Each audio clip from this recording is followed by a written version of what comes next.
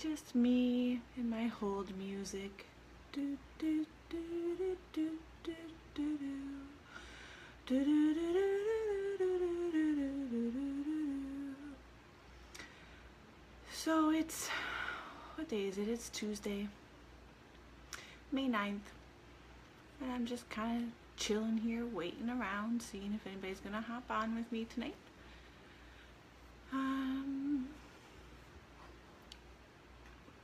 So I see we've got a few people here. So I guess I will get started. My name is Beth and I'm with Unearth Your Glow and discussing When Death Rocks Your World. And tonight we're going to be talking about the firsts. Going to be talking about when you lose somebody, you think it can't get any worse than actually losing them. And then all of the firsts start. The first birthdays, the first anniversaries, the first holidays, and everything like that. And those are tough. I mean, you're not ready or prepared for the death as it is, and then to have to manage to get through holidays and family events for the first time. It's all really tough, and it can reactivate any kind of grief that, like, if you feel like you're doing better and then all of a sudden it's his birthday and you're not doing so good anymore. So tonight I'm just going to kind of talk about a few of the different firsts that we went through and how we handled them. So for example, our first Easter, unfortunately Ben's passing was in very close proximity to Easter, so unfortunately that is one of our least favorite holidays. Our first Easter, we made sure we were with family. My sister and brother-in-law and their kids, we all went down to Wisconsin Dells here and stayed at Kalahari and just did family things, just to keep the kids and myself busy, just so that we're not just sitting and thinking about, obviously, Ben not being with us. Another one of our firsts, Thanksgiving. I remember sitting thinking about how Thanksgiving is supposed to be a time of thankfulness and how we're supposed to be thankful for everything in our lives. And I remember sitting there watching everybody and thinking to myself, what do I have to be thankful for?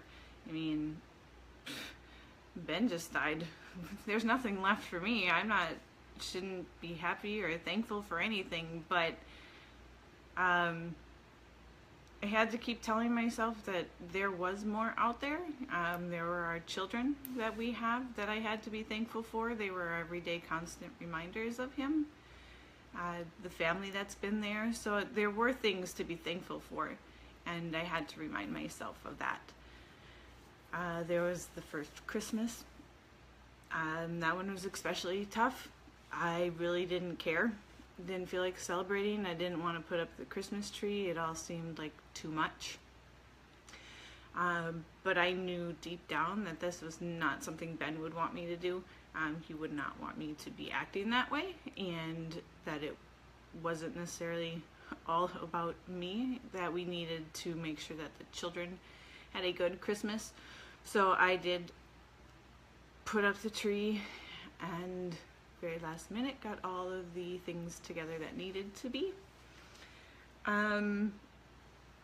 His first birthday wasn't too bad.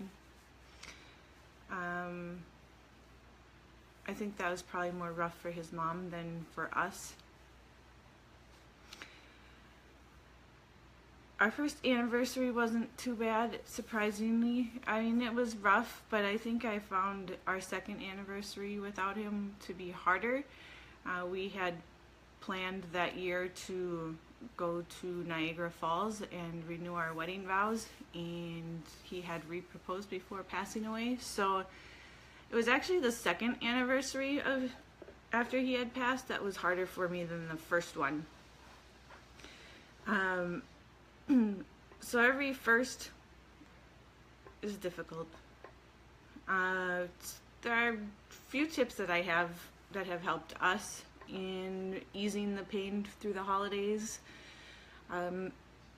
Keep traditions, make traditions, because that's really important. Every Christmas Eve, we as a family, just the three of us, celebrate together. We make Ben's favorite meal of cheesy potatoes and hot beef sandwiches. And then any presents that we have for each other, the presents that I have from myself and from Ben, yes, I still include him on the presents for them. We do all that, just the three of us, just to make it special, and we always keep Ben's memory alive with us. For his birthdays, we always celebrate his birthdays together. This past year, we did a Packer birthday themed party because the Packers were playing on his birthday. Unfortunately, they did not win, but that's okay. And then another tradition that I have for myself is on his angelversary, the day on which he passed away, I go out to a local nature preserve called Thousand Islands. We used to go there together as a family, and I like to go out there and just take time to reflect on everything I can. I like to go out there and reflect on everything and then just kind of let nature work its magic. I find that nature is very soothing to me, so I like to do that. Another thing to help ease the pain for us is to remember that love never dies.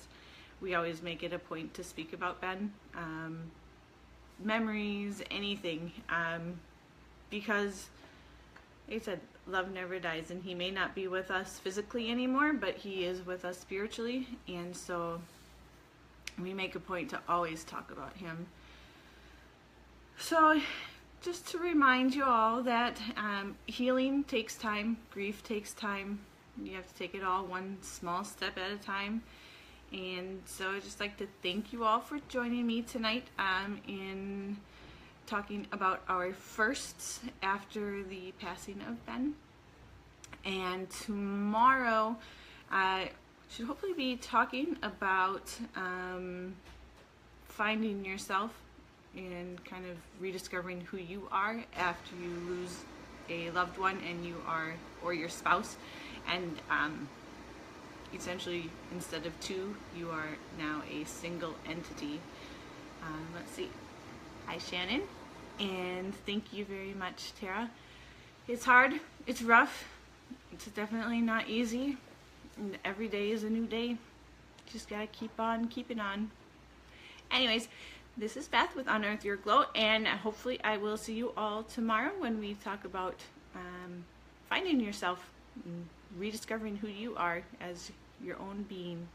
Thank you. Bye.